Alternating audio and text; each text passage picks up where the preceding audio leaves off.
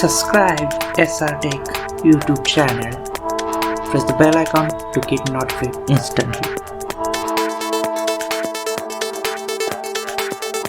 SRTECH मध्ये आपलं स्वागत आहे मित्रांनो. माझं नाव आहे शैलेश आणि मी तुमच्यासाठी एक नवीन व्हिडिओ घेऊन आलेलो आहे.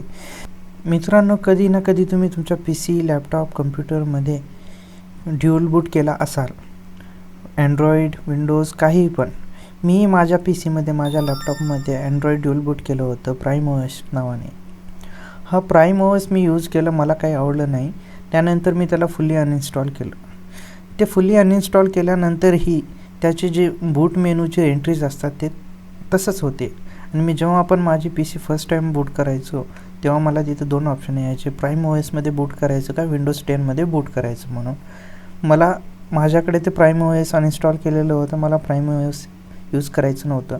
मग तिथं तरीही ते ऑप्शन दाखवत होतं. मला ते ऑप्शन डिलीट करायचं होतं आणि मला कसं करायचं ते माहीत नव्हतं. मी थोडी रिसर्च केलं आणि मला त्याचं एक सोल्युशन भेटलं. तुम्हालाही याचं सोल्युशन असंच भेटावं म्हणून मी हा व्हिडिओ तुमच्यासाठी बनवत आहे. तरी आपण हा व्हिडिओ बघूया, चला आणि स्टार्ट करूया.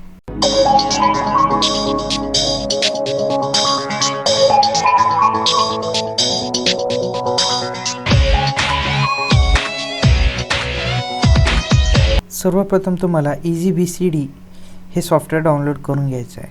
मित्रांनो, हे पेड सॉफ्टवेअर आहे. तुम्हाला याला फ्रीमध्ये डाउनलोड करून घ्यायचं आहे. आणि ते डाउनलोड कसं करायचं सॉफ्टवेअर फ्रीमध्ये मी तुम्हाला नेक्स्ट व्हिडिओमध्ये सांगणार आहे. तर आधी आपण हे ट्युटोरियल बघून घेऊया.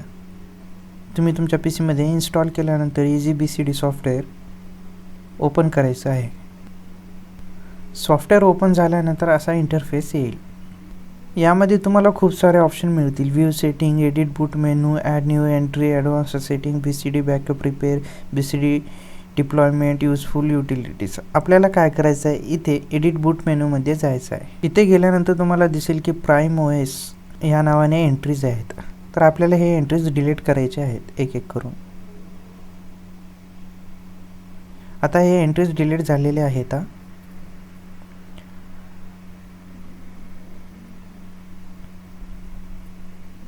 आता आपल्याला काय करायचं आहे, इथं जे ऑप्शन आहे स्किप द बूट मेनू याच्यावर क्लिक करून सेव्ह सेटिंग करायचं आहे. आपल्याला सॉफ्टवेअर क्लोज करून टाकायचं आहे. आता तुम्ही तुमचं PC पुन्हा रिस्टार्ट करून बघा. तुम्हाला ड्युअल बूटचं ऑप्शन येणार नाही. फक्त विंडोज जे आहे तुमच्या PCमध्ये इन्स्टॉल तेच बूट होईल ऑटोमॅटिकली. तुम्हाला एंटर वगैरे काही दाबायची गरज नाही आहे. मित्रांनो, धन्यवाद हा व्हिडिओ पाहिल्यामुळे. या व्हिडिओला लाईक आणि शेअर करा आणि आमच्या चॅनलला सपोर्ट करा. SRTECH हा चॅनल आहे आमचा आणि या चॅनलला सबस्क्राईब करून आमची खूप खूप मदत करा. धन्यवाद.